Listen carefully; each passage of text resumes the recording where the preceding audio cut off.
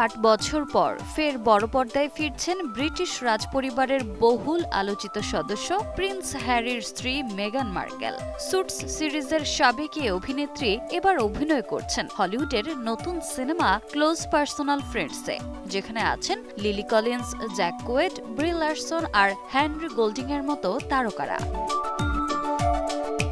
এই ছবিতে মেগানের চরিত্র নিয়ে এখনও পুরোপুরি পরিষ্কার না হলেও একাধিক সূত্র বলছে তিনি সেখানে নিজেকেই অর্থাৎ মেগান মার্কেল চরিত্রে দেখা দেবেন। ইতোমধ্যে লস অ্যাঞ্জেলেস ও পাসাডেনার সেটে তাকে শুটিং করতে দেখা গেছে।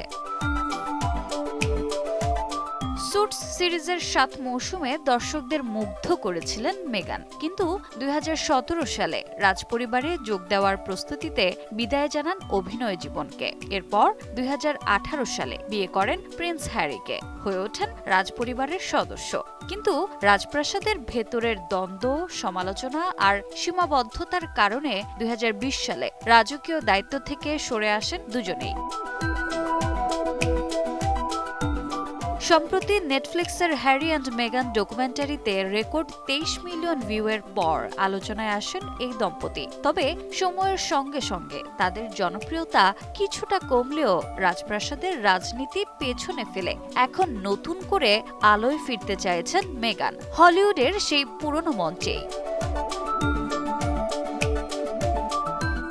রোজা চৌধুরী, সময় সংবাদ।